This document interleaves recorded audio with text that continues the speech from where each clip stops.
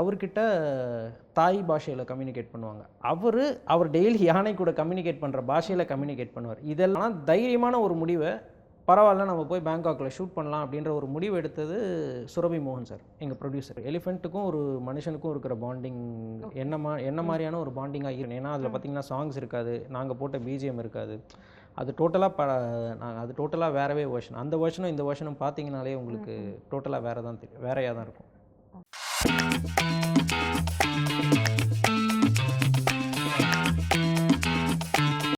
Hello spotlight viewers, நான் உங்கள் Sneha. So இன்றைக்கி நம்ம நிகழ்ச்சியோட ஸ்பெஷல் கெஸ்ட் யாருன்னு பார்த்தீங்கன்னா ராஜபீமா படத்தினுடைய டைரக்டர் நரேஷ் சம்பத் சார் தான் இன்றைக்கி நம்ம வெல்கம் பண்ண போகிறோம். Welcome sir. வணக்கம். எப்படி சார் இருக்கீங்க? நல்லா இருக்கேன். நீங்கள் எப்படி இருக்கீங்க? நல்லா இருக்கேன் sir. First of all congratulations. Thank you. 5 இயர்ஸ்க்கு அப்புறம் இப்போ படம் ரிலீஸ் ஆகிருக்கு இல்லையா? தேங்க்யூங்க. ஸோ இப்படி போயிட்டுருக்கு படம், ரீச் எப்படி இருக்குது? படத்தை ப்ரெஸ்ஸில் வந்து என்ன எதிர்பார்த்து நாங்கள் அப்போ எடுத்தோமோ, ஸோ அதுக்கு அந்த மாதிரியான ஒரு ரிவ்யூஸாகவே நல்ல ரிவ்யூஸாகவே கொடுத்துருக்காங்க. ஓகே. ஸோ அதே ரிவ்யூஸை மக்களும் கொடுப்பாங்க அப்படின்னு ஸ்ட்ராங்காக நம்புகிறோம். Okay, super sir. ஸோ 5 இயர்ஸ்க்கு அப்புறம் படம் ரிலீஸ் பண்ணுறதுக்கு காரணம் என்ன சார்? 5 இயர்ஸ்க்கு அப்புறம் இல்லைங்க. ஸோ இது நாங்கள் படம் எடுத்ததுலேருந்தே பார்த்திங்கன்னா நாங்கள் அந்த டைம்லேருந்தே ரிலீஸ் பிளான் பண்ணிகிட்டு இருந்த ஒரு இதுதான். ஸோ பட் இன்ஃபேக்ட் அன்ஃபார்ச்சுனேட்லி கோவிட்னால கொஞ்சம் நமக்கு தள்ள வேண்டியதாக போச்சு ரிலீஸு. ஸோ அதுக்கப்புறமா நம்ம ஒரு அனிமல் சம்மந்தப்பட்ட படம்ன்றதுனால அதோட சில ஃபார்மாலிட்டிஸ்லாம் முடிக்க வேண்டி இருந்தது. ஸோ அது படம் முடிக்கிறதுக்குள்ளே அதோட ஃபார்மாலிட்டிஸ் எல்லாம் முடிக்க வேண்டி இருந்தது. அப்போ தான் ஏன்னா சென்சார் பண்ண முடியும்ட்டு. ஸோ அந்த ஃபார்மாலிட்டிஸ்லாம் முடிச்சு வந்ததுக்கப்புறமா நாங்கள் சென்சார் வாங்கினோம். ஸோ அப்போலேருந்தே வந்து ரிலீஸ் டேட்ஸ் நாங்கள் பார்த்துட்டே இருந்தோம். ஸோ எதுவும் கைக்கூடி வராமல் இருந்துச்சு. அண்ட் இந்த சமயத்தில் முக்கியமாக கோவிட்க்கு முன்னாடி நீங்கள் கம்ப்ளீட் பண்ணிட்டீங்களா? கோவிட்க்கு முன்னாடி கம்ப்ளீட் பண்ணிட்டு ஷூட்டாக முடிச்சு நம்ம எடிட்டாக கம்ப்ளீட் பண்ணிட்டு. ஸோ அதுக்கப்புறமா சில ஃபார்மாலிட்டிஸ் இருக்குது. நம்ம ஏன்னா எந்தெந்த போர்ஷன்ஸில் வந்து நம்ம எலிஃபென்ட்ஸ் யூஸ் பண்ணியிருக்கோம், லைவாக எவ்வளோ யூஸ் பண்ணியிருக்கோம், சிஜியாக எவ்வளோ யூஸ் பண்ணியிருக்கோன்ற விஷயங்கள்லாம் நம்ம டீட்டெயில்ஸ்லாம் கொடுத்து ஒரு ப்ராப்பர் ஒரு ஃபார்மாலிட்டிஸ் இருக்குது. ஒரு டாக்குமெண்ட் பண்ணி ஒரு சிடியாக ஒன்று அனுப்பி நம்ம ஒரு அப்ரூவல் வாங்கணும். ஸோ அது வந்து முதல்லாம் இங்கே இருந்தது. ஸோ நாங்கள் பண்ண படம் அந்த டைமில் வந்து பார்த்திங்கன்னா அதை ஹரியானாக்கு ஷிஃப்ட் பண்ணிட்டாங்க. ஹரியானாக்கு ஷிஃப்ட் பண்ணிட்டாங்க. ஸோ அதனால் வந்து அங்கே அனுப்பி அந்த அப்ரூவல்லாம் வந்ததுக்கப்புறம் நாங்கள் சென்சார் வாங்கினோம். ஸோ அப்போலேருந்து தான் ரிலீஸ்க்கு சொன்ன மாதிரி பிளான் பண்ணிகிட்டு இருந்தோம். அண்ட் இந்த நேரத்தில் ரொம்ப முக்கியமாக மதகர் ராஜாவோட டீமுக்கு ரொம்ப நன்றியை தெரிவிச்சுக்கிறோம். ஏன்னா அவங்க கொடுத்த ஒரு ஹோப்பு தான் எங்களை மாதிரி இன்னும் நிறையா படங்கள் ரிலீஸ்க்கு வரும் அப்படின்னு நம்புகிறோம். ஸோ அதுதான் எங்கள் ப்ரொடியூசர் சாருக்கும் ரொம்ப ஒரு தைரியத்தை கொடுத்தது. ஸோ ஒரு படம் வந்து எடுத்து முடிக்கிறதே எவ்வளோ பெரிய ரிஸ்க் அப்படின்றது தெரியும். ஸோ அதை தாண்டி படம் ரிலீஸ் ஆகாமல் ரொம்ப நாள் ஸ்ட்ரகிள் ஆகுது இல்லையா சார்? ஸோ அந்த ஸ்ட்ரகிளை நீங்கள் எப்படி ஃபேஸ் பண்ணீங்க? ஸ்ட்ரகிள்ன்றது அதான் மேடம். ஸோ யாருமே இந்த ஸ்ட்ரகிள் இருக்கும் அப்படின்ற எல்லாமே நல்லபடியாக நடக்கும்ன்றது தான் பார்ப்போம். பட் நல்லபடியாக நடந்து நம்ம பிளான் பண்ண நேரத்தில் ரிலீஸ் வரும்ன்றது தான் பார்ப்போம். பட் இது நிறைய விஷயங்கள் அன்ஃபார்ச்சுனேட்டாக நம்ம கண்ட்ரோலை மீறி நடக்கிற ஒரு விஷயம். ஸோ அந்த ஸ்ட்ரகிளை வந்து நான் டைரக்ட் பண்ணுவேன். ஸோ எங்கள் ப்ரொடியூசர் சாருக்கு பணம் போட்டவர் அவர். ஸோ அவருக்கு எவ்வளோ ஸ்ட்ரகிள் இருந்திருக்கும். ஸோ அவர் மீண்டு வந்தார். ஸோ இது வந்து எல்லாமே ஏதோ ஒரு டைமில் வந்து ரிலீஸ் பண்ணிடுவோம். ஏன்னா என்ன நம்ம இனிஷியலாக பிளான் பண்ணுவோம் அதை எடுத்துட்டோம். ஸோ ஏதோ ஒரு நாள் ஒரு நம்பிக்கை இருந்தது, கண்டிப்பாக இது ரிலீஸை பார்த்துருவோம். அந்த நம்பிக்கை தான் வந்து ஆக்சுவலாக இந்த ஸ்ட்ரகிளை ஓவர் கம் பண்ண வச்சுச்சு. ஸோ அந்த ஸ்ட்ரகிள் அதனால தான் எந்த விஷயத்துலையும் எங்களை நான் என்னோடய டீம் டெக்னீஷியன்ஸ், என்னோடய ஹீரோ ஆரவ் யாரையுமே அது புட் டவுன் பண்ணவே இல்லை. ப்ளஸ் இதை சுற்றி ஃபேமிலி அண்ட் ஃப்ரெண்ட்ஸ் எனக்கு ரொம்ப உறுதுணையாக இருந்த டைமில் தான். ஸ்ட்ரகிள் இல்லைன்னு சொல்ல மாட்டேன். பட் அந்த ஸ்ட்ரகிளை ரொம்ப பொருள்படுத்தாமல் அதை கடந்து போக ஹெல்ப்பாக இருந்தது இந்த மாதிரியான ஃபேக்டர்ஸ் எல்லாமே. ஓகே. ஸோ படத்தோடைய காஸ்ட் அண்ட் க்ரூ பற்றி கொஞ்சம் ஷேர் பண்ணுங்கள் சார். படத்தோட cast and crew, hero Aarav நடிச்சிருக்காரு. ஹீரோயினா அஷீமா நார்வால்னு இதுக்கு முன்னாடி கொலைகாரன் ஒரு படத்தில் நடிச்சிருந்தாங்க. மற்றும் நாசர் சார், கேஎஸ் ரவிக்குமார் சார் நடிச்சிருக்காங்க. யோகி பாபு சார், யாஷிகா ஆனந்த் அவங்க நடிச்சிருக்காங்க. ஓவியா ஒரு கேமியோ அப்பியரன்ஸ் கொடுத்துருக்காங்க. ஒரு பாட்டுக்கு வருவாங்க. அண்ட் ஷாயஜி சிண்டே சார், பாகுபலியில் காலக்கேயாவாக நடித்த பாகுபலி 1ல் காலக்கேயாவாக நடித்த பிரபாகர் சார். ஸோ இந்த மாதிரி ஒரு ஆன்சம்பிள் காஸ்ட்டோட பண்ண படம். ஓ சூப்பர் சார். ஸோ காஸ்ட்டே வந்து பயங்கரமாக இருக்குது. அண்ட் இப்போ நீங்கள் எலிஃபென்ட்ஸ் வந்து ரியலாகவே வச்சு இந்த படத்தில் எடுத்திருக்கீங்க. அதில் பட்ட அந்த சிரமங்கள் இல்லை அதில் பட்ட ஒரு சுவாரஸ்யமான நிகழ்வுகள் இருந்தால் ஷேர் பண்ணுங்கள். சிரமங்கள் கண்டிப்பாக இருக்குது. ஏன்னா இருக்கிறதுலேயே வந்து பார்த்திங்கன்னா லார்ஜஸ்ட் லிவிங் லேண்ட் அனிமல்ன்றது எலிஃபெண்ட்டை தான் சொல்லுவோம். ஸோ நாங்கள் ப்ளஸ் இந்த எலிஃபெண்ட் வந்து நாங்கள் இங்கே ஷூட் பண்ணலை. இனிஷியலாக கேரளாவில் பிளான் பண்ணோம். But due to animal welfare restrictions and other things நாங்கள் பேங்காக்ல ஷூட் பண்ண வேண்டியதாக போச்சு. ஏன் பேங்காக் அப்படின்னா, உங்களுக்கு நம்ம இந்தியன் எலிஃபெண்ட்ஸை ரிசம்பிள் பண்ணுற மாதிரியான ஒரு எலிஃபெண்ட்ஸ்னால் வந்து பார்த்திங்கன்னா பேங்காக்ல இருக்கிற எலிஃபெண்ட்ஸ் தான். அண்ட் ஏன்னா அங்கே டாக்குமெண்ட்ஸ் எல்லாமே ப்ராப்பராக இருக்கும். ஸோ உங்களுக்கு ஃபார்மாலிட்டிஸ் எல்லாமே ரொம்ப க்ளீனாக நீட்டாக டிரான்ஸ்பரண்ட்டாக இருக்கும். ஸோ தட் ஏன்னா உங்களுக்கு எந்த விதத்துலையுமே வந்து பார்த்திங்கன்னா அனிமல் வெல்ஃபேர் சைட்லேருந்து அப்ரூவல் ப்ராசஸ் கம்ப்ளீட்டாக நீட்டாக இருக்குன்றதுனால so we had to go to Bangkok. So அதில் சுவாரஸ்யம்ன்றது நிறையா இருந்தது நாங்கள் ஷூட் பண்ணுற நேரத்தில். ஏன்னா பிகாஸ் எலிஃபெண்ட் இல்லைங்களா. ஸோ இட்ஸ் எனி நம்ம மனுஷங்க கிடையாது. ஸோ ஏதோ ஒரு நேரத்தில் ஒரு மாதிரி பிஹேவ் பண்ணுவாங்க. பிஹேவ் பண்ணக்கூடியது அவங்களோட நேச்சர் அது. ஸோ அதை நம்ம அட்ஜஸ்ட் பண்ணி தான் நம்மளால் எடுக்க முடியும். ஸோ நம்ம என்ன கம்யூனிகேட் பண்ணாலும் அது. ஆனால் என்ன அதில் ஒரு இருக்கிறதுலே பியூட்டினா, பிகாஸ் அவங்க அந்த பேங்காக்ல சேர்ந்த எலிஃபெண்ட்ஸ் எல்லாமே பார்த்தீங்கன்னா வெரி வெரி வெல் ட்ரெயின்டு. நீங்கள் சொடுக்க போடுற நேரத்தில் வந்து நீங்கள் என்ன கமெண்ட்டு என்ன மார்க்கில் என்ன விஷயத்தை பண்ணணுமோ அது ரொம்ப கரெக்டாக ரியாக்ஷன்ஸை வாங்கி பண்ணும். ஸோ அண்ட் இந்த ரியாக்ஷன்ஸ் பாஸ் பண்ணுறதே பார்த்திங்கன்னா ஒரு செயின் ஆஃப் கமாண்டாக இருக்கும். அதாவது நான் கேமரா ரோல் பண்ணுறதுக்கு முன்னாடியே வந்து ஆக்ஷன்ஸை சொல்லிடுவேன். கேமரா ரோல் பண்ணும்போது என்ன பண்ணணுமோ நான் வந்து என்னோட தாய்லாந்து கோஆர்டினேட்டருக்கு இங்கிலீஷில் கம்யூனிகேட் பண்ணுவேன். அவங்க அந்த எலிஃபெண்ட்டோட கேர்டேக்கர் இதர் எலிஃபெண்ட் மேலே இருப்பார் இல்லைனா சைடில் இருப்பார். அவர்கிட்ட தாய் பாஷையில் கம்யூனிகேட் பண்ணுவாங்க. அவர் டெய்லி யானை கூட கம்யூனிகேட் பண்ணுற பாஷையில் கம்யூனிகேட் பண்ணுவார். இதெல்லாம் நாங்கள் ரோல் பண்ணி ஆர்டிஸ்ட் காம்பினேஷனில் இருக்கும். எலிஃபெண்ட் தனியாக இருக்காது. ஸோ அவங்க பண்ணுற மார்க்கில் கரெக்டாக பண்ணணும்.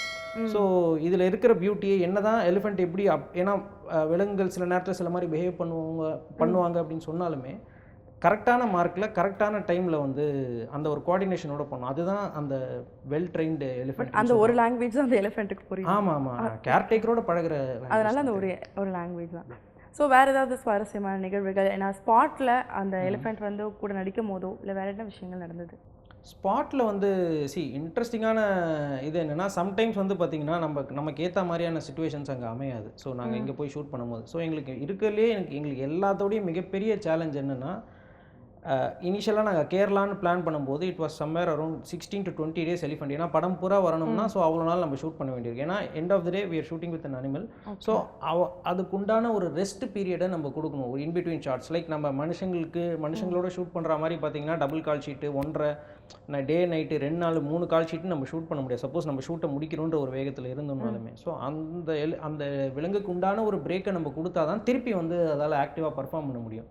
ஸோ அதை இழுத்து பிடிச்சி நம்மளால் பர்ஃபார்ம்லாம் பண்ண வைக்க முடியாது. அண்ட் ஸோ அந்த பிரேக்கை வச்சுக்கிட்டு நாங்கள் பர்ஃபார்ம் பண்ண வேண்டி இருந்தது.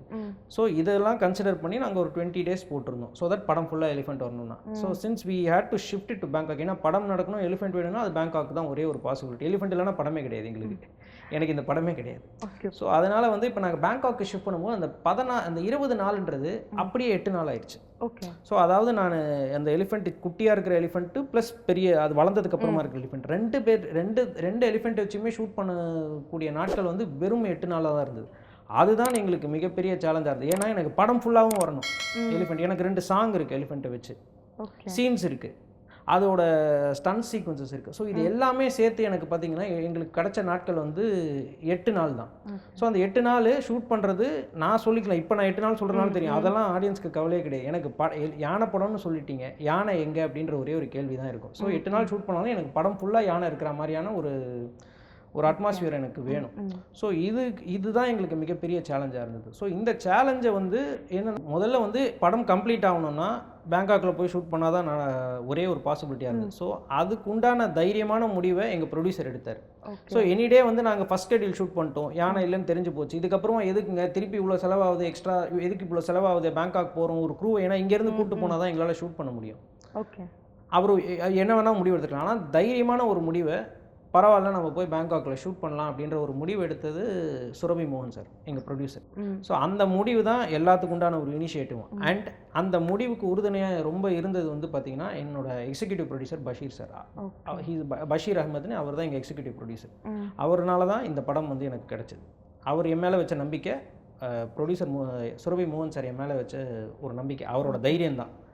ஸோ பஷீர் சார் தான் இந்த top to bottom full Bangkok ஸ்கெடியூலில் எந்த வித ஒரு ஹிக்கப்ஸுமே இல்லாமல் வந்து கரெக்டாக முடிச்சு கொடுத்த எக்ஸிக்யூட்டிவ் பிளானிங் வந்து அவர் தான், அந்த ஒரு எக்ஸிக்யூஷன் வந்து அவர் தான் பண்ணார். ஸோ இதுக்கு உறுதுணையாக இருந்தால் எனக்கு மிகப்பெரிய பேக் போன் வந்து என்னோடய கேமராமேன் SR சதீஷ்குமார் சார். அவர் வந்து ஒரு சீனியர் கேமராமேன். அவர் இதுக்கு முன்னாடி அவர் ஹேண்டில் பண்ண படங்கள் எல்லாமே ரொம்ப காம்ப்ளிகேட்டடான படங்கள்.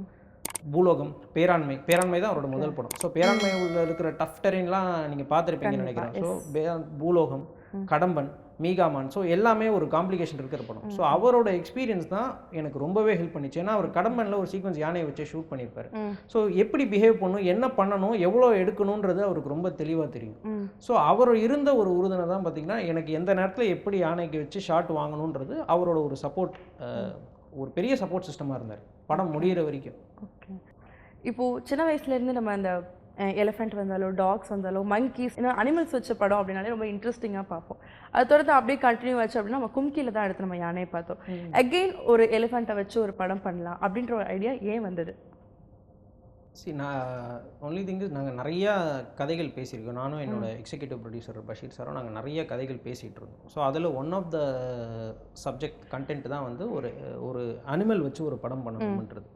ஸோ ஒரு படம் ஃபுல்லாக ஒரு அனிமல் வச்சு நகர்த்தலான்னும் போது ஸோ ஒரு எக்ஸைட்டிங் விஷுவல் ஒரு எக்ஸ்பீரியன்ஸாக என்ன இருக்கும் அப்படின்றதையும் நாங்கள் பேசிகிட்டே இருந்தோம். ஸோ இதில் பல விலங்குகள் வந்தது. ஸோ பல விலங்குகளை வச்சு நாங்கள் பண்ணலாம் அப்படின்றதெல்லாம் பேசிகிட்டு இருந்தோம். பலதர விலங்குகள் இல்லை நாங்களே க்ரியேட்டிவாக ஒரு விலங்கு கூட யோசிச்சு அந்த மாதிரி ஒரு விலங்கே கிடையாது, அந்த மாதிரியான ஒரு ஆப்ஷன் நம்ம நாங்கள் யோசிச்சுட்டு இருந்தோம். அப்படின்னு சார் நீங்களாவே யோசிச்சது? ஆமாம் ஆமாம் ஆமாம் ஆமாம். வேறு அதாவது அது வந்து கிட்டத்தட்ட ஹியூமன் பிஹேவியரல் ட்ரெய்ட்ஸுக்கு ரொம்ப நிகராக இருக்கிற மாதிரியான ஒரு விலங்காக நம்மளா சொல்லுவோம். ஒரு ஒரு லிபர்ட்டி தான், நம்மளா ஒரு இமேஜினேஷனாக சொல்லி அது ஒரு வேர்ல்டை உருவாக்கி அதை சுற்றி நம்ம ஒரு கதை பண்ணுவோம்னு பேசிகிட்டு இருந்தோம். ஸோ அப்போ பேசிகிட்டு இருந்தபோது யானையும் ஒரு கண்டென்ட்டாக வந்துச்சு. யானையை சுற்றி ஒரு படம் பண்ணலாமா, ஏன்னா கும்கி வந்தது. ஸோ கும்கி ஒரு பேக் ட்ராப்பில் இருக்கும், நம்ம ஒரு பேக் ட்ராப்பில் ஒன்று பண்ணலாமா அப்படின்றது வந்து ஒரு ஒரு டாப்பிக்காக வந்துட்டு இருந்தது. பட் யானையை வச்சு புல் பண்ணுறது வந்து எப்படி என்னன்றதை யோசிச்சுட்டே இருந்தோம். பட் கோஇன்சிடென்டலி என்னென்னா எங்கள் ப்ரொடியூசர் மோகன் சாருக்கு இதை சொல்லும்போது அவருக்குமே ரொம்ப பிடிச்சிருந்து. அவர் வச்ச தைரியம் நம்பிக்கை தான் இந்த ஓகே யானையை வச்சு பண்ணலாம், இவருக்கு இந்த படம் கொடுக்கலாம், ஒரு என்ட்ரண்ட்டாக இவருக்கு இந்த படம் கொடுக்கலாம், இவர் பஷீர் சார்லாம் இருக்காங்க, இவங்க பார்த்து கரெக்டாக பண்ணிடுவாங்க அப்படின்ற ஒரு நம்பிக்கை இருந்தது. ஸோ ஒரு எக்ஸைட்டிங் விஷுவல் ஒரு எக்ஸ்பீரியன்ஸாக யோசிக்கும் போது யானை இருந்தால் ஸ்க்ரீனில் நல்லாயிருக்கும் அப்படின்றது ஒரு தாட்டாக வந்தது. அந்த தாட்டை வந்து எக்ஸிக்யூட் பண்ண முடிஞ்சது எங்கள் ப்ரொடியூசர் வச்ச நம்பிக்கை தான். ஓகே.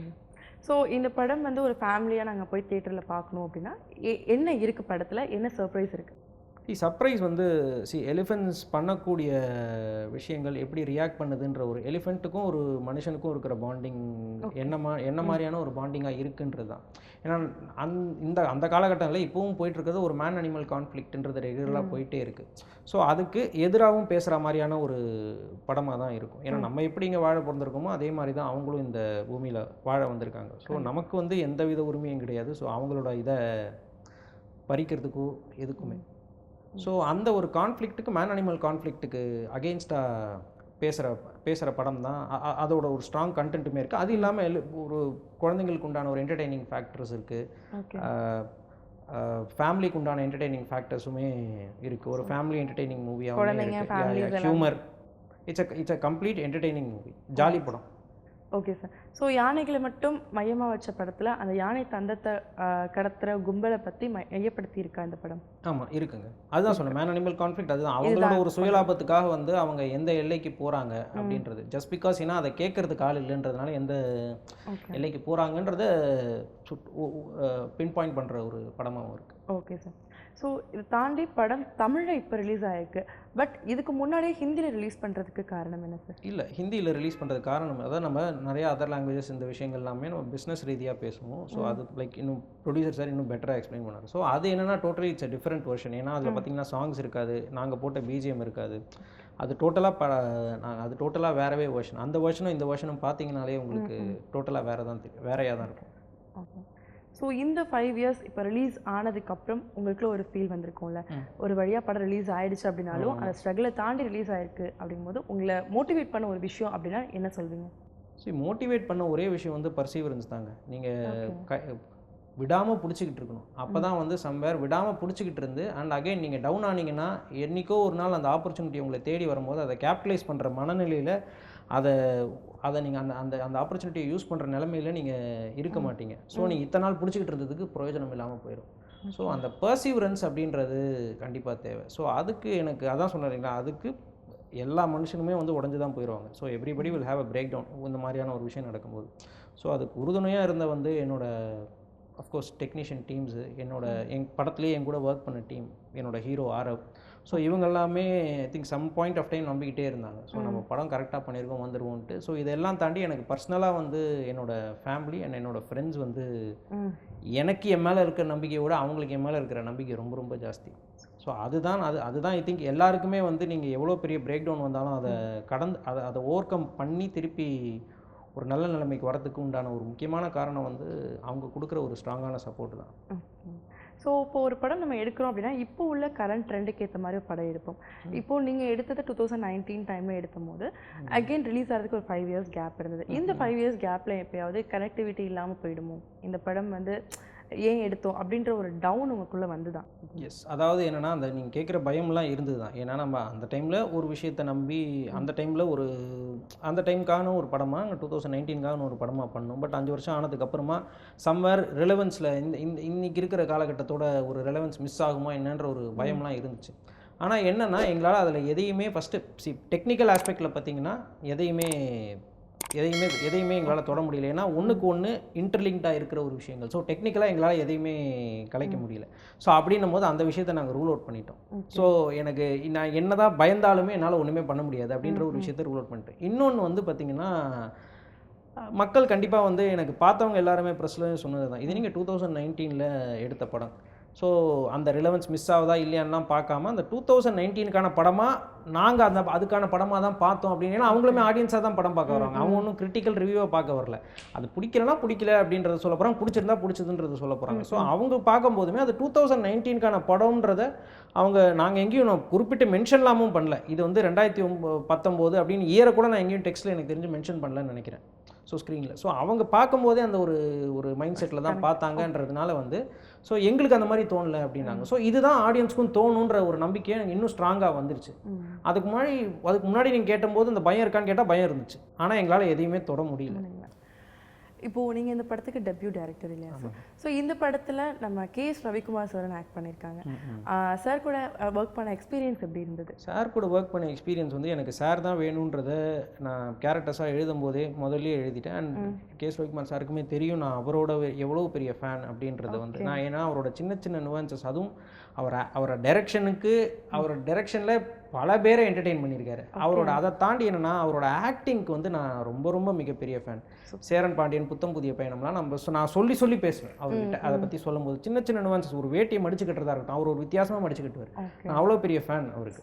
ஸோ எனக்கு எழுதும் போதே அவர் வேணும் அப்படின்றத முடிவு பண்ணிட்டேன். ஒரே ஒரு பயம், எனக்கு அவர் எப்படியாவது இருந்துட்டார்னா கொஞ்சம் நல்லாயிருக்கும் படம் அப்படின்றது. ஏன்னா அட்லீஸ்ட் நான் அவங்க ஃபேன்றதை எக்ஸ்பிரஸ் பண்ணுறதுக்கு உண்டான ஒரு இதுவாக இருக்கும். ப்ளஸ் எனக்கு இந்த கதைக்கு ரொம்ப பெரிய ஒரு நான் எழுதின ஒரு நகாசு நையாண்டி எல்லாத்தையுமே அவர் புல் ஆஃப் பண்ணிடுவார் அப்படின்றத ரொம்ப ஸ்ட்ராங்காக நம்பினேன். ஏன்னா அதுக்கு முன்னாடி அவர் பண்ண படங்களுக்கு எனக்கு உதாரணங்கள் இருக்குது. அவர் ரொம்ப ஈஸியாக கேரி பண்ணுவார். அவருக்கு உண்டான ஒரு சட்டையர்லேயே ஈஸியாக கேரி பண்ணுவார். அண்ட் ஃபார்ச்சுனேட்லி நான் என்ன எதிர்பார்த்து போய் சொன்னனோ அவருக்குமே அது பிடிச்சிருந்தேன். என்ன மாதிரியான ஒரு பாடி லாங்குவேஜ் எதிர்பார்த்தனோ அவருக்குமே அது ரொம்ப பிடிச்சிருந்துச்சு, ரொம்ப புதுசாகவே இருந்துச்சு. ஸோ அதனால் வந்து it was very very happy experience. So எனக்கு என்னென்னா அவரோட இன்ஸ்பிரேஷன் மிக பெருசாக இருக்கும். மிக பெருசாக இதில் ஷூட்டில் இருந்துச்சுன்னா ரொம்ப ஸ்பீடாக எங்களால் ஷூட் முடிக்க முடிஞ்சது. ஆமாம். ஸோ யோகி பாபு சாரோட எக்ஸ்பீரியன்ஸ் எப்படி இருந்தது? யோகி பாபு சார்லாம் நீங்கள் கேட்கவே வேணாம். அதாவது என்னென்னா நாங்கள் ரொம்ப கம்மியான நாட்கள் தான் ஷூட் பண்ணோம் யோகி பாபு சார் வச்சு. பட் என்ன அதுக்குள்ளே நாங்கள் எவ்வளோ சீன்ஸ் எடுக்க முடியுமோ அவ்வளோ சீன்ஸ் எப்படி எடுக்க முடிஞ்சுன்னா அவரோட ஒரு இன்ட்ராக்ஷன், அவரோட இன்புட்ஸை வச்சு தான் வந்து எங்களால் அவ்வளோ இதுவாக எடுக்க முடிஞ்சு. என்னென்னா நான் எழுதினதை தாண்டி ஒரு கவுண்டர் கொடுப்பாரு. அண்ட் அகெயின் அது வந்து பார்த்திங்கன்னா கதையில் இதுதான் இருக்குது அப்படின்னும் போது அதை தாண்டி வெளியே போகாமல் ஸ்கிரிப்டை தாண்டி வெளியே எங்கேயோ போயிட்டு திருப்பி உள்ளே வராமல் வரையும் ஒரு கவுண்டராக கொடுப்பாரு. ஸோ அதுதான் அதோட அவர்கிட்ட இருந்த ஒரு ஆன் ஸ்பாட் கவுண்டரும் இருக்கும். ஆனால் என்னென்னா நான் எழுதியிருக்கிற சீனோட கண்டென்ட்டை தாண்டி வெளியே போகாமையும் பார்த்துப்பாரு. சப்போஸ் போகிற மாதிரி இருந்தாலும் ஒரு வாட்டி கேட்டுப்பாரு, நீ வேணுன்னா வச்சுக்க, இல்லைன்னா வந்து நீ சொல்லிடு, அதுக்கப்புறமா அதுக்கேற்ற மாதிரி மாற்றிக்கலாம் அப்படின்றத சொல்லுவார். எனக்கு அவர் கரெக்டாக அதை ஆனால் சொன்னாரே தவிர அது கரெக்டாக எப்போவுமே கண்டென்ட் விட்டு வெளியே போகாமல் ரொம்ப ஜாகிரதையாக பார்த்துக்கிட்டார் அந்த counter. Okay. So KS Ravikumar sir வந்து ஸ்பாட்டில் ஏதாவது ஒரு விஷயம் உங்களுக்கு சொல்லி கொடுத்துருப்பாங்க இல்லை ஏதாவது ஒரு விஷயம் பேசியிருப்பாங்க, அந்த ஏதாவது ஒரு விஷயம் நிறைய இடத்துல எனக்கு ஒரு இன்புட்ஸ் கொடுத்துருவாரு. முக்கியமாக என்னென்னா ஸ்பீடு தான். அவரை பொறுத்த வரைக்கும் அவர் இருந்தாலே வந்து ஸ்பீடாக முடிச்சிடணுன்றது. ஏன்னா அவரோட ஒரு மிகப்பெரிய கேஎஸ் ரவிக்குமார்னா எல்லாரும் என்ன சார்னா என்ன சொல்லுவாங்கன்னா 2 விஷயம் முக்கியமாக. அவரோட டைரக்ஷன் பொறுத்த வரைக்கும் பார்த்தீங்கன்னா எனி ப்ரொடியூசர் நீங்கள் யாரை கேட்டால் ஸ்பீட், கான்சன்ட்ரேஷன், செய்கிற வேலையை அவ்வளவு கான்சென்ட்ரேட்டடாக செய்வார். அவரோட ஆஃபீஸ்க்கு போனீங்கனாலே தெரியும், concentration is the only secret of சக்ஸஸ்ன்னு போட்டிருப்பார். அவர் எல்லா இடத்துலையுமே அதை சொல்லிகிட்டே இருப்பார். ஒரு விஷயத்தை நீங்கள் கான்சென்ட்ரேட்டடாக பண்ணிங்கன்னா வேலையும் சீக்கிரமாக முடியும், அந்த இன்வால்மெண்ட்டும் அதில் தெரியும் அப்படின்றத சொல்லுவார். இன்னொன்று ஸ்பீடு, டைமை வேஸ்ட்டே பண்ண மாட்டார். பட்டக்கு அவர் படம் பண்ண காலத்துலலாம் பார்த்தீங்கன்னா அவரோட படம் ரிலீஸ் ஆகி ஹிட் ஆகும்போதே அடுத்த படத்தோட போஸ்ட் ப்ரொடக்ஷனில் இருப்பார். ஸோ இந்த படம் வரும்போது இன்னொரு 3வது படத்துக்கு, ஏன்னா அவ்வளோ ஸ்பீடாக வந்து ரிலீஸ் டேட் ஃபிக்ஸ் பண்ணிவிட்டு அவ்வளோ ஸ்பீடாக ஒர்க் பண்ணக்கூடிய ஒரு தைரியம், கட்ஸ் வந்து அவருக்கு மட்டும்தான் இருந்தது. ஸோ ப்ளஸ் என்னென்னா சீன் ஷூட் பண்ணும்போதெல்லாம் பார்த்தீங்கன்னா சம்டைம்ஸ் கொஞ்சம் ஓரளவுக்கு ஒரு லீடாக லென்த்தாக எழுதுவோம் சீனு. ஸோ ரொம்ப வேஸ்டேஜ் கம்மியாக தான் இருக்கும் சீனில், பட் கொஞ்சம் லென்த்தாக எழுதிடுவோம். அந்த இடத்துல ஷூட் பண்ணும்போதே நீ இவ்வளோ தூரம் ஷூட் பண்ண வேணா, நீ பாரு கண்டிப்பாக வந்து எடிட்டில் இதை தூக்குவேன், ஸோ இங்கேருந்தே ஸ்டார்ட் பண்ணலாம் அப்படின்ற ஒரு சில விஷயங்கள் சொல்லுவார். உனக்கு வேணும், ஆமாம் அந்த மாதிரி நான் யோசிச்சிருக்கேன். நீ வேணா பாரு கண்டிப்பாக எடிட்டில் வந்து நல்லா டப் போகும்போதே அந்த சீன் இருக்காது, டப்பிங் பண்ணும்போது இருக்காதுன்னு அந்த ஒரு டைலாக், ஒரு சின்ன போர்ஷன். ஸோ அந்த மாதிரியான விஷயங்கள் ரொம்பவே சப்போர்ட்டிவாக இருந்திருக்கு. ஆனால் அது எங்களுக்கு ரொம்ப உதவி இருக்குது. ஷூட் பண்ணுற டைமில் நிறைய டைம் சேவ் பண்ணியிருக்கு. நைஸ். ஸோ உங்களை இன்ஸ்பயர் பண்ண ஒரு டைரக்டர் தான் யார்? நீங்கள் டைரக்டர் ஆகணும்னு ஏன் ஆசைப்பட்டீங்க? டிரெக்ஷன் வந்து நமக்கு இன்ஸ்பயர் பண்ண டைரக்டர்ஸ் வந்து எல்லாருக்குமே வந்து கதைகள் சொல்ல வந்து ரொம்ப பிடிக்குங்க. நானும் அதே மாதிரி தான். ஸோ சின்ன வயசுலேருந்தே ஒரு பொய் சொல்ல ஆரம்பிப்போம், ஏதாவது ஒரு விஷயத்தில் மாட்டிக்கிட்டு அதுவே ஒரு கதை சொல்கிறது தான். ஸோ அப்படி சொல்லி தான் வந்து பார்த்திங்கன்னா நமக்கு கதைகள் சொல்கிறது ரொம்ப பிடிக்கும். நம்ம பொய்யை உண்மையாக சொல்கிறது தான், அப்படி நடந்த மாதிரியே ஒரு விஷயத்த சொல்கிறது, நம்ப வைக்கிறது தான் கதை. ஸோ நம்ம கதையை அப்படி கடத்துறது தான் கதையை. ஸோ எனக்குமே அது நம்மளும் சின்ன வயசில் நிறையா பொய்கள் சொல்லியிருப்போம். ஸோ எனக்கு அப்படி சொல்லியே இன்பைபாக வந்து அப்போது நம்ம எல்லாமே தமிழ் சினிமாவில் நான் ஏகப்பட்ட படங்கள் பார்த்து வளர்ந்தவங்க தான். ஸோ எனக்கு இன்ஸ்பிரேஷன்ஸ் அப்படின்னு அதாவது எனக்கு நான் ஃபேன்னு சொன்னேன்னா ஒரு 3 டேரக்டர்ஸ் சொல்லுவேன். இன்ஸ்பிரேஷன் பல டேரக்டர்ஸ் இருக்காங்க. எஸ் பாலச்சந்தர் சார்லேருந்து பல டேரக்டர்ஸ் இருக்காங்க. பீம் சிங் சார்லேருந்து தமிழ் எடுத்துக்கிட்டிங்கன்னா பல டேரக்டர்ஸ் இருக்காங்க. K Balachander sir, Mahendran sir, Sridhar sir, Bhagyaraj sir, Bharathi Raja sir, Manivannan sir, இந்த மாதிரி பல டைரக்டர்ஸ் இருக்காங்க. ஸோ ஏன்னா ஒன்று அப்படின்றத நம்ம இன்ஸ்பிரேஷன் சொல்ல முடியும். ஏன்னா ஒவ்வொருத்தரும் ஒரு ரேஞ்ச் ஆஃப் ஒரு ஜான்ரா ஆஃப் ஃபிலிம்ஸ் பண்ணி என்டர்டெயின் மட்டும் பண்ணாமல் ஒரு நிமிஷம் அந்த பார்க்குற அந்த 3 நிமிஷம் கட்டி போட்டிருக்காங்க நம்மளை. ஸோ பட் நான் ஃபேன் அப்படின்னு சொன்னேன்னா எப்போவுமே நான் யோசிக்காமல் சொல்கிறது 3 பேருக்கு தான். Manivannan sir, Bhagyaraj sir, KS. Ravikumar sir. KS. Ravikumar sir. So அவங்களே இன்றைக்கி உங்கள் படத்தில் இருக்கும் போது உங்களுக்கு மிகப்பெரிய சந்தோஷம் இருக்கும் இல்லையா? ஸோ இந்த படம் ஆரம்பித்ததுலேருந்து இன்றைக்கி படம் ரிலீஸ் ஆகிருக்கு. ஸோ இந்த டைம் பீரியடில் நீங்கள் கற்றுக்கிட்ட ஒரு விஷயம் அப்படின்னா என்னவா இருக்கும்? கற்றுக்கிட்ட ஒரு விஷயம் லைஃப் லெசனாக இருக்கலாம், இல்லை உங்களோட பர்சனல் லெசனாக தான். ஸோ என்ன விஷயம் உங்களுக்கு நீங்கள் அதை எடுத்துக்கிட்டீங்க? சினிமாவை பொறுத்த வரைக்கும் ஒரே ஒரு விஷயம் தாங்க. சினிமான்னு வந்துட்டோம். ஸோ சினிமாவை பொறுத்த வரைக்கும் ஒரே விஷயம், பேஷன்ஸ் அண்ட் பர்சீவரன்ஸ் வந்து ரொம்பவே முக்கியம். அது இருந்தால் தான் பார்த்தீங்கன்னா நான் முன்னாடியே சொன்ன மாதிரி உங்கள் ஆப்பர்ச்சுனிட்டி உங்களை தேடி வரும்போது அந்த ஆப்பர்ச்சுனிட்டியை நீங்கள் நல்லபடியாக யூஸ் பண்ணுறதுக்கு உண்டான ஒரு மனநிலையில் இருப்பீங்க கண்டிப்பாக. ஏன்னா நிறைய பேர் லாட் ஆஃப் காம்படிஷன். ஸோ இதில் நான் ஏன் வந்து ஒதுக்கப்பட்டுட்டேன், ஆட் ஒன் அவுட்டாக இருக்கிறேன் அப்படின்றதெல்லாம் நீங்கள் கேள்வி கேட்டு பிரயோஜனமே கிடையாது. ஏன்னா உங்களை மாதிரியே நீங்கள் மட்டும் இல்லைல்ல, உங்களை மாதிரியே பல பேர் இருக்கிறாங்க. ஸோ நீங்கள் நீங்கள் எதை நம்புறீங்களோ அந்த விஷயத்தை நம்பி நீங்கள் ட்ராவல் பண்ணி ஒரு பேஷன்ஸ் அண்ட் பர்சிவரன்ஸோடு நீங்கள் ஹோல்ட் ஆன் பண்ணிங்கன்னா அந்த ஆப்பர்ச்சுனிட்டி உங்களை தேடி வரும்போது சம்டைம்ஸ் அது கரெக்டாக நடக்கும். ஏன்னா நீங்கள் ஒன்று வேணும்னு தேடிக்கிட்டே இருந்தீங்கன்னா அதுவும் உங்களை தேடிக்கிட்டே வரும். அது ரெண்டுமே கரெக்டான டைமில் மீட் பண்ணும்போது அந்த ஆப்பர்ச்சுனிட்டியை கரெக்டாக யூஸ் பண்ணிக்கக்கூடிய ஒரு மனநிலையில் நீங்கள் இருக்கணும். ஸோ இதுதான் எனக்கு ஐ திங்க் கற்றுக் கொடுத்தது. இந்த சினிமா எக்ஸ்பீரியன்ஸ் எனக்கு இந்த ஒரு படம் கற்றுக் கொடுத்த விஷயம். ஓகே. ஸோ அடுத்த ப்ராஜெக்ட், அப்கமிங் ப்ராஜெக்ட்? அடுத்த படம் கதையாக எழுதிட்டேங்க. ஸோ அதுக்குண்டான இப்போ கதையாக 2 கதை எழுதி வச்சுருக்கேன். ஸோ கதையாக எழுதிட்டேன். ஸோ அதுக்குண்டான வேலைகள் கொஞ்சம் நடக்கும்னு நினைக்கிறேன். ஓகே. படம் ரிலீஸ் ஆயாச்சு. இப்போ கே.எஸ். ரவிக்குமார் சார் கிட்ட பேசுனீங்களா? அதுக்கப்புறம் பேசுனேங்க. அவர் ஆக்சுவலாக எங்கேயோ வெளியே இருக்காருன்னு நினைக்கிறேன் ஷூட்டில். ஸோ அவருக்கு இன்ஃபார்ம் மட்டும் பண்ணியிருந்தோம். ஸோ அவர் வந்துட்டாருன்னா போய் மீட் பண்ணி அவர் டேரெக்டாக நேர்லேயே போய் மீட் பண்ணி பேசுவேன். Okay sir. Okay sir. இப்போ தொடர்ந்து நம்ம நாசர் சாரும் இந்த படத்தில் நடிச்சிருக்காங்க இல்லையா?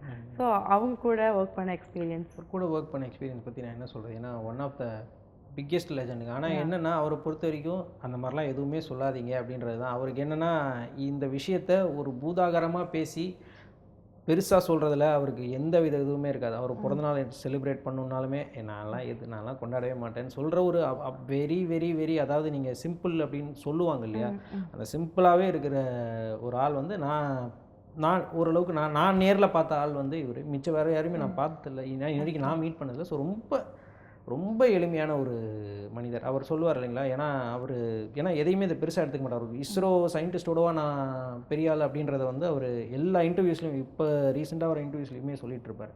அது உண்மையிலேயே அப்படி தான் நம்பிட்டு இருக்காரு அவர்.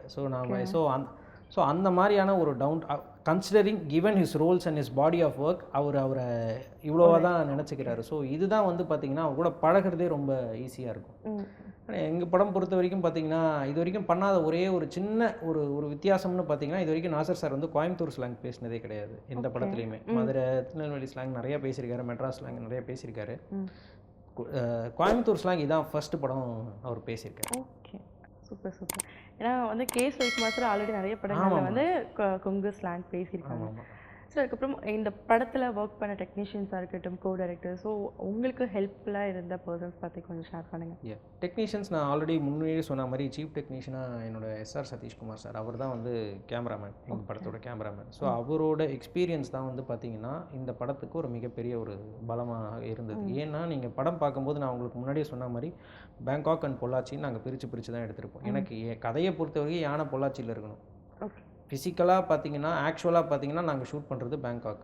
ஸோ ஆஃப்கோர்ஸ் அங்கே நம்ம இந்தியன் லொக்கேஷன்ஸ் மாதிரியே இருக்கும், நாங்கள் அதோட மேட்ச் பண்ணி எடுத்தோம். ஆனால் இப்போ வரைக்கும் பார்த்தவங்களுக்கு வராத ஒரே ஒரு கேள்வி, எனக்கு தெரிஞ்ச ஒரு மிகப்பெரிய சக்ஸஸாக இந்த படத்தில் நாங்கள் என்ன பார்க்குறோம்னா, எது பொள்ளாச்சி எது பேங்காக்குன்றது யாராலையுமே வந்து வித்தியாசப்படுத்தவே முடியாது. ஏன்னா எனக்கு இந்த படத்தை பற்றி தெரிஞ்சவங்க நான் சொன்னாதான் எது பேங்காக் எது இதுன்னு கேட்பாங்க. பொள்ளாச்சி நான் ஒருவேளை அதை சொல்லாமல் அப்படியே விட்டுட்டேன்னா பார்க்கும்போது யாருக்குமே வந்து அந்த ஜம்பே தெரியாது. இந்த ஜம்போட இது வந்து just because SR Sathishkumar sir had that experience. அவர் ஹேண்டில் பண்ணதுனால மட்டும்தான் வந்து பார்த்திங்கன்னா இந்த விஷயம் வந்து ரொம்ப ஏன்னா அது ஒருவேளை தெரிய ஆரம்பிச்சிருச்சுன்னு வச்சுக்கோங்க, கதையில் மிகப்பெரிய ஜம்ப் ஆயிரும் உங்களுக்கு. அதுவே ஒரு பயங்கர டிஸ்டர்பிங் ஃபேக்டர் ஆயிரும் படம் பார்க்கும்போது. அவ்வளோ ஸ்மூத்தாக இருக்கும். லெஃப்ட் இங்கே ஒரு ஃப்ரேமில் பேங்காக்லேருந்து வெளியே போனால் அடுத்த ஃப்ரேம் பொள்ளாச்சியில் என்ட்ரு ஆவாங்க. ஸோ இது வந்து எங்கேயுமே தெரியாது. இது எனக்கு டைரக்ஷன் சைட்லேயுமே நிறைய பேர் பார்த்து சொல்லியிருக்காங்க, எப்படிங்க இது அப்படின்றது, எது பொள்ளாச்சி எது பேங்காக்னு பார்க்க கேட்டிருக்காங்க. ஸோ லொக்கேஷன்றதை பொறுத்து பேங்காக் அண்ட் பொள்ளாச்சி நீங்கள் மாறி மாறி வரும்போது அதில் எவ்வளோ கஷ்டங்கள் இருந்தது? கஷ்டங்கள் நிறையா இருந்ததுங்க. அதான் சொன்னேன் இல்லைங்களா, பேங்காக்குன்னு நான் போகும்போது என்னோட ஸ்கெடியூலே பார்த்திங்கன்னா சுருக்கப்பட்டுருச்சு கொஞ்சம். பட் ஓவராலாக 45 டேஸ்ன்னு சொல்லியிருந்தோம், 45 டேஸில் முடிச்சிட்டோம். ஸோ அதுக்கு முக்கியமான காரணம் பார்த்திங்கன்னா, ஒன்று கேமராமேன் சார் சொன்னேன், இன்னொன்று வந்து கேமராமேன் சாருக்கு எல்லாத்தையுமே வந்து சாத்தியமாக பண்ணி கொடுத்தா மட்டும்தான் அவரால் ஸ்பீடாக அவர் வேலையை செய்ய முடியும், கரெக்டாக செய்ய முடியும். ஸோ அதுக்கு எனக்கு உறுதுணையாக இருந்தது வந்து என்னோட டைரக்ஷன் டீம் தான். ஸோ என்னோட கோ டைரக்டர் சிவகாந்தன் சக்கரவர்த்தி.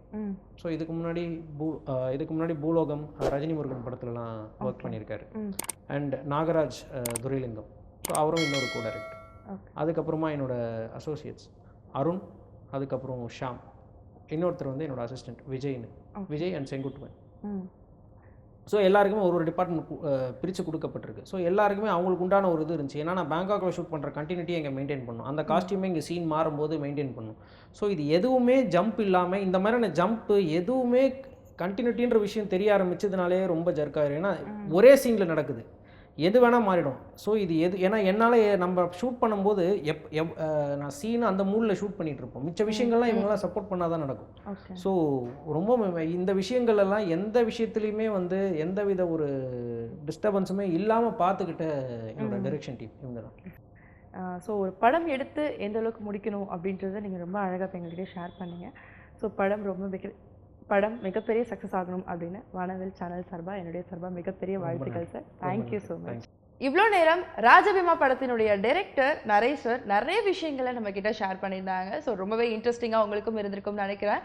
ஸோ அடுத்த ஸ்பாட்லைட் நிகழ்ச்சியில் ஒரு சூப்பரான கெஸ்ட்டோட வந்து சந்திக்கும் வரை உங்ககிட்ட டாடா பை பை சொல்லிக்கிறது உங்கள் ஸ்னேகா. பாய்.